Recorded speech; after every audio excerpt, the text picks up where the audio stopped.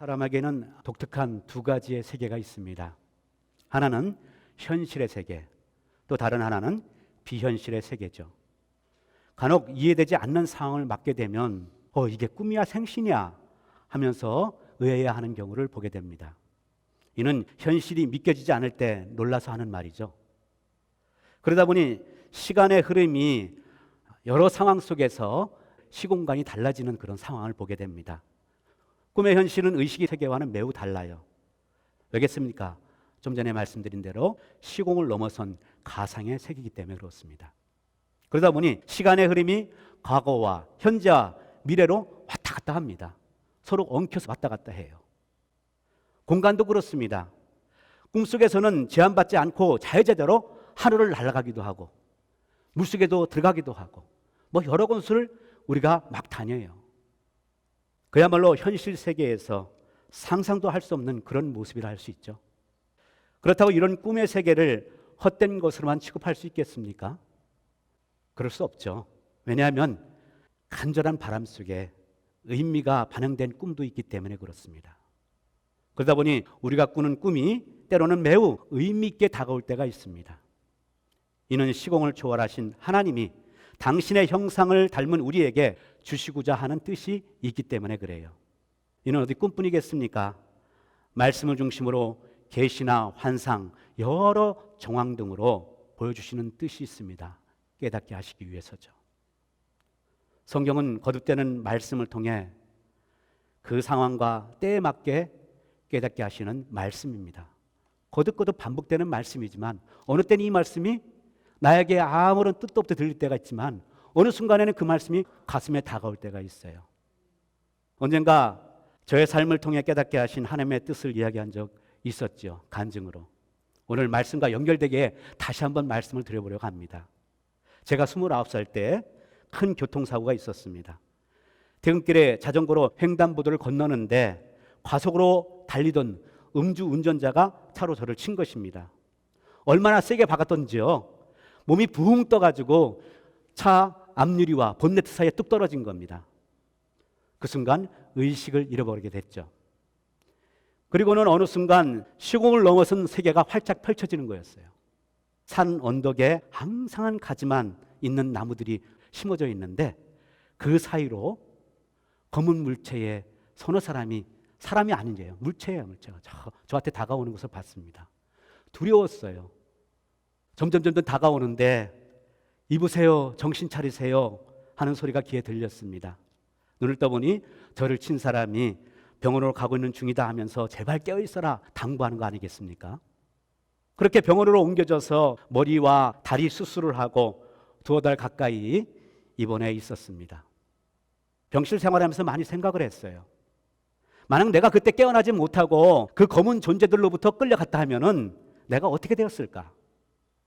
당시 교회는 열심히 다녔지만 제대로 신앙생활을 하지 못했기 때문에 아마 영영 구원받지 못했을 것이다 하는 생각을 그때 많이 했습니다. 그런데 하나님이 제대로 신앙생활을 하라고 다시 기회를 주셨구나 다시 한번 깨닫게 되었죠.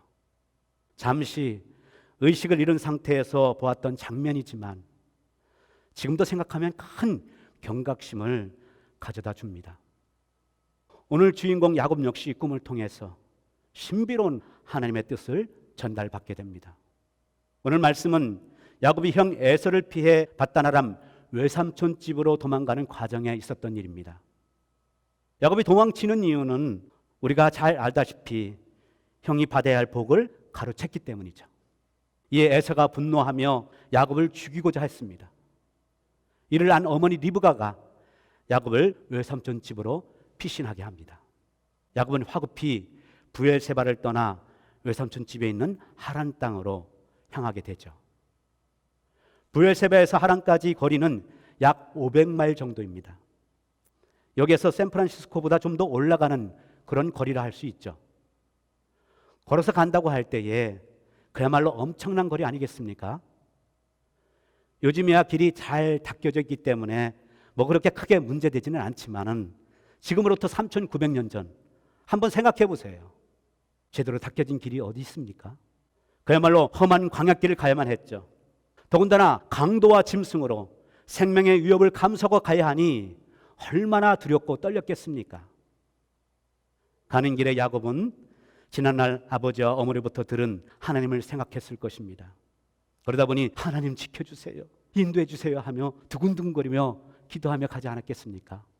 그런 점에서 부모로부터 하나님에 대해서 듣고 아는 일이 얼마나 중요한지 모릅니다.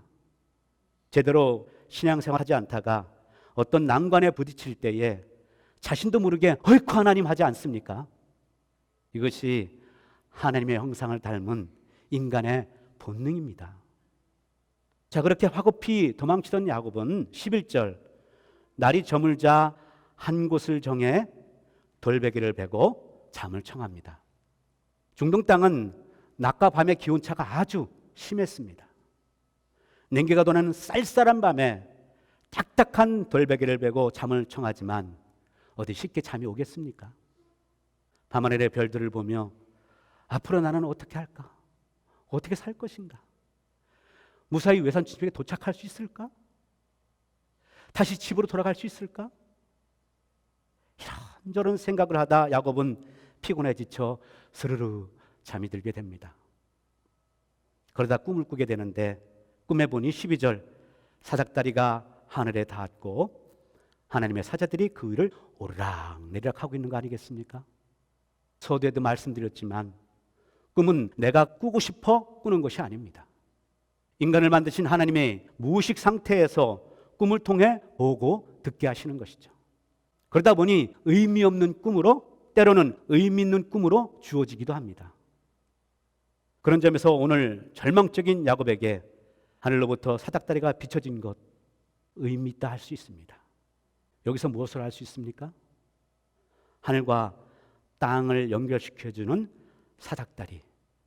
절망적인 야곱에게 하늘로부터 내려진 사닥다리가 비춰진 것인데 바로 하나님께서 인간을 찾아오셨다는 거예요.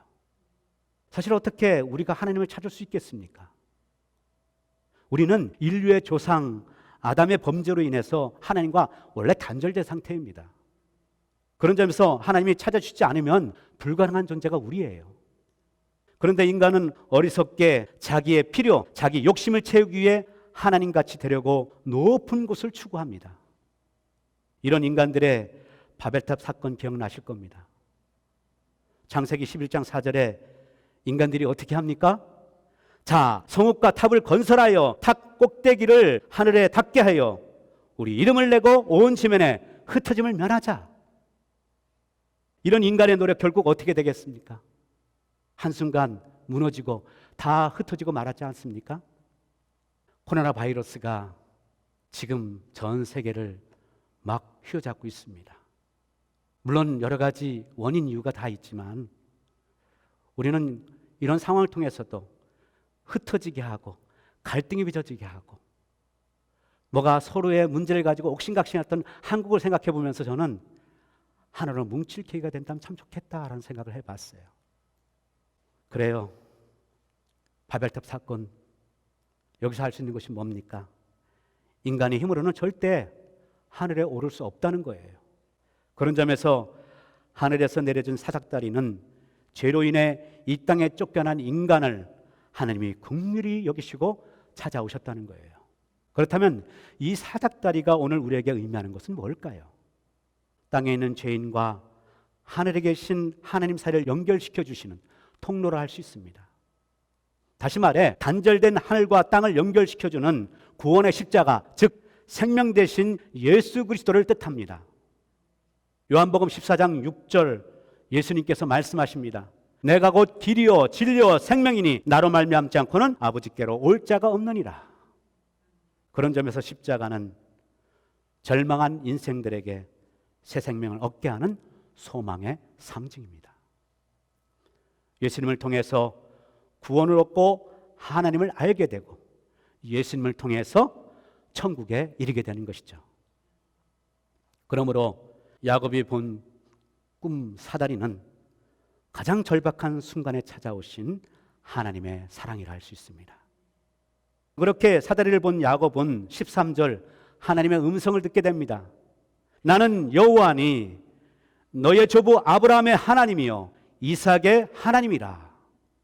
아마 야곱은 할아버지 아브라함과 아버지 이삭으로부터 하나님에 대해 수없이 들어왔을 것입니다. 아버지 이삭이 어떻게 태어났는지, 또 어려움 속에서 하나님이 어떻게 그들을 도왔는지 많이 들었을 거예요. 말로만 듣던 야곱에게 하나님께서 직접 찾아와 13절, 14절 이렇게 말씀하십니다. 한마디로 정리하면 이 땅을 너와 내 자손에게 주어 번성하게 하겠다. 이 역시 야곱이 할아버지 아버지로부터 많이 들어온 말 아닙니까? 실제 야곱은 훗날 하나님이 말씀하신 대로 12아들을 통해 이스라엘 민족을 이루고 가나안 땅을 차지하게 되죠. 이것을 통해서 알 수 있는 것이 뭡니까? 하나님의 약속은 변함없이 신실하다는 겁니다. 여러분, 믿느냐 안 믿느냐의 차이가 뭐겠습니까? 말씀을 인정하느냐 인정하지 않느냐의 차이 아니겠습니까? 즉 하나님을 인정할 것이냐 말 것이냐라는 거예요. 예수 믿는데 인정하지 않고 그러면 어떻게 되겠어요? 하나님도 인정하지 않아요. 믿는 마음, 인정하는 마음으로 예배를 드리고 말씀을 들어야 그 뜻의 의미를 깨닫게 되는 것입니다. 구원받은 성도라면 하나님이 하신 말씀 반드시 이루어진다는 사실을 믿고 따라야 합니다. 그것을 우리가 이스라엘 역사에서 세계사의 흐름 속에서 그대로 보고 있지 않습니까? 사랑하는 여러분, 약속대로 이루신 분이 하나님이심을 분명히 아시기 바랍니다. 그렇게 알고 믿을 때에 그 말씀이 여러분의 삶에 그대로 이루어지게 되는 줄 믿습니다. 자, 그러면 왜 하나님이 이렇게 약속을 하신 걸까요? 그것을 14절 하반절 말씀하고 있죠. 땅의 모든 족속이 너와 내 자손으로 말미암아 복을 받으리라. 여러분, 여기서 말하는 복이 뭘까요? 부자 되고 출세하는 것이 아니라 구원의 복을 말씀하시는 거예요. 실제로 그렇게 되지 않았습니까? 이스라엘 역사, 야곱의 아들 유다를 통해서 이 땅에 구원 되시는 사닥다리이신 예수 그리스도를 보내주셨습니다. 그리고 이분을 통해 온 인류가 구원을 받을 수 있는 길이 열리지 않았습니까? 그 까닭에 우리 역시 예수 그리스도를 믿고 동일하게 하나님의 백성이 되어 복된 길, 구원의 길을 지금 가고 있는 것입니다. 그래요. 진정한 복은 이 땅에서 무엇을 많이 소유하고 많이 누리는 것이 아니라 영원한 생명 되신 주님을 믿고 구원받아 주님과 함께 동행하는 것이 진짜 복인 줄 믿습니다. 그러므로 하나님이 내려주신 사닥다리 예수 그리스도를 붙잡고 믿음의 길을 가야 합니다. 그럴 때 약속의 땅, 영원한 나라를 기업으로 받게 되는 줄 믿습니다. 그렇게 기업의 복을 말씀하신 하나님께서 야곱에게 15절 이렇게 말씀하십니다. 내가 너와 함께 있어 내가 어디로 가든지 너를 지키며 너를 이끌어 이 땅으로 돌아오게 하리라. 하나님이 이렇게 말씀하신 까닭이 뭐겠어요? 이는 야곱에게 확고한 믿음을 심어주기 위해서라 할 수 있습니다. 아무리 야곱이 꿈에 여러 가지 정황을 봤다 하더라도 당장 눈앞에는 현실이 그렇지 않잖아요. 두렵고 떨리는 일이 참 많습니다. 어떻게 거기까지 갈 수 있을까? 제대로 갈 수 있을까? 여러 가지 상황에 불안하다 보니 마음이 어디 편하겠습니까? 아무리 보여주셨다 하더라도요. 믿음이 확고하지 않으면 다 흔들리기 마련입니다. 목사도 그렇고요. 성경의 인물들도 그렇고요. 여러분들도 그렇습니다. 하나님은 바로 이런 야곱의 마음을 헤아려 주시고 말씀하신 거예요. 내가 너와 함께 있어 내가 어디로 가든지 너를 지켜주겠다. 사실 이보다 더 확실한 보증이 어디 있겠습니까? 그렇습니다. 하나님은 멀리 계신 분이 아니십니다. 우리와 함께 하시며 우리의 입장을 헤아려 말씀해 주시는 분이 하나님이십니다. 그러면서 말씀하시죠. 15절 중반절. 너를 이끌어 이 땅으로 돌아오게 할지다. 아마 야곱은 이 말씀을 듣고 꿈속에서도 기가 번쩍 뛰었으리라 봅니다. 다시 돌아오게 하겠다. 그야말로 굿뉴스 중 굿뉴스 아니겠습니까? 사실 야곱의 입장에서 부모와 고향집을 떠나는 것 자체가 얼마나 힘들고 고통스러운 일입니까?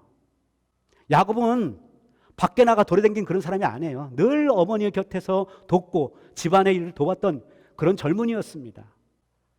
밖에서 무슨 일이 벌어지는 것은 그것에 대응할 수 있는 그런 자세는 밖에서 생활을 해봐야 알잖아요. 정말로 야곱은 마마보이 같은 그런 사람이었어요. 그런데 하나님께서 너를 이끌어 돌아오게 하겠다 하시니 이처럼 힘이 되고 위로가 되는 말씀이 어디 있겠어요? 그야말로 내 인생의 결론은 내가 책임지겠다 하는 하나님의 확고한 말씀을 들은 것이죠. 사실 이 약속대로 야곱이 하나님의 이끌림을 받고 무사히 외삼촌 집에 당도하게 됐죠. 그리고 20년 동안 그곳에서 여러 자식들을 낳고 거부가 돼서 돌아옵니다. 그야말로 하나님의 약속하신 말씀이 그대로 이루어진 게 된 것이죠. 하나님께서 야곱에게 하신 이 말씀은 오늘 우리에게도 동일한 말씀입니다. 본향으로 돌아오게 할 것이다. 집을 떠났던 야곱이 약속대로 본향으로 돌아오듯 우리 역시 에덴, 천국 본향으로 돌아갈 사람들입니다. 그런 점에서 우리도 내 인생의 마지막을 내가 책임질 것이다 하신 약속의 말씀을 꼭 붙들고 살아야 합니다. 그럴 때 어떠한 환경 속에서도 두려움과 근심, 걱정 이겨나갈 수 있게 됩니다.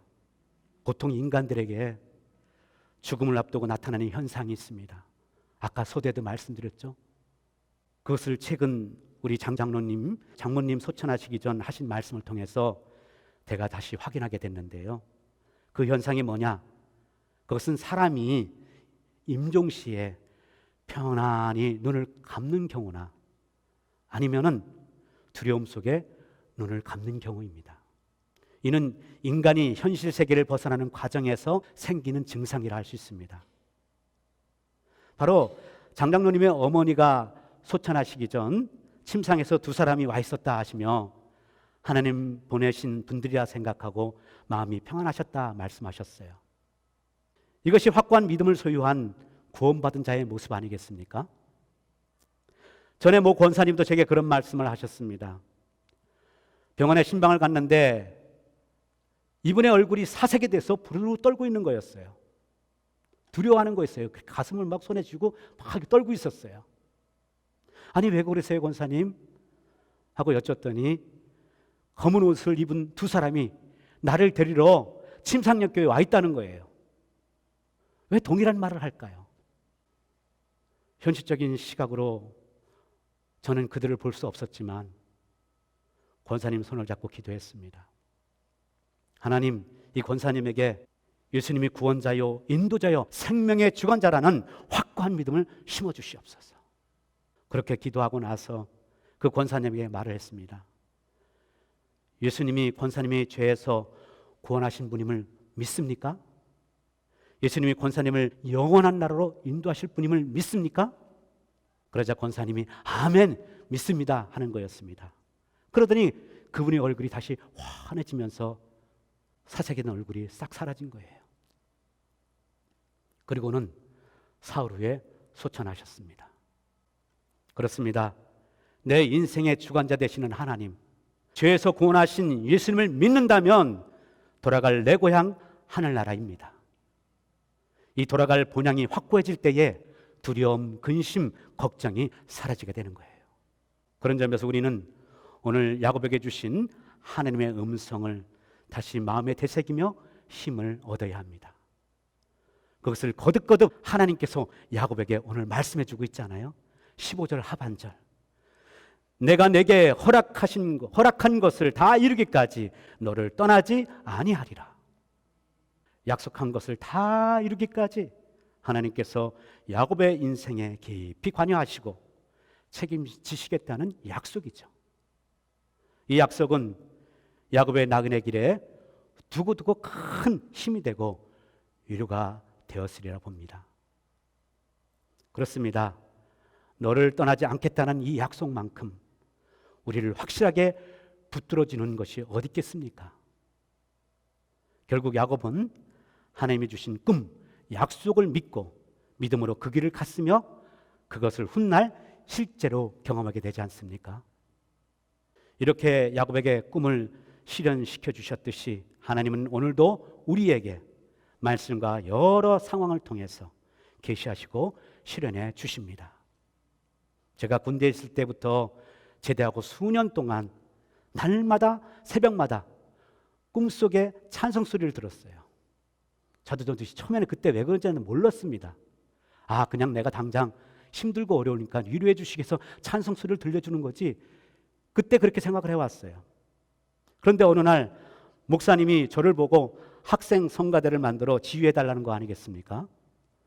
이것이 계기가 되어서 어른 예배에서도 성가대 지휘를 맡아서 15년 가까이 섬겼습니다. 오랫동안 왜 찬송가를 들려주었는지 그때서야 깨닫게 되었죠.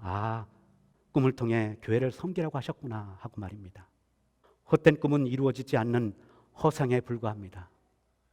그러나 주님이 주시는 꿈은 주님의 뜻 가운데 그대로 이루어집니다. 실상이 되어 나타납니다. 그러면 왜 이렇게 이 땅에서 꿈이나 말씀 여러 정황을 통해서 보여주시는 걸까요?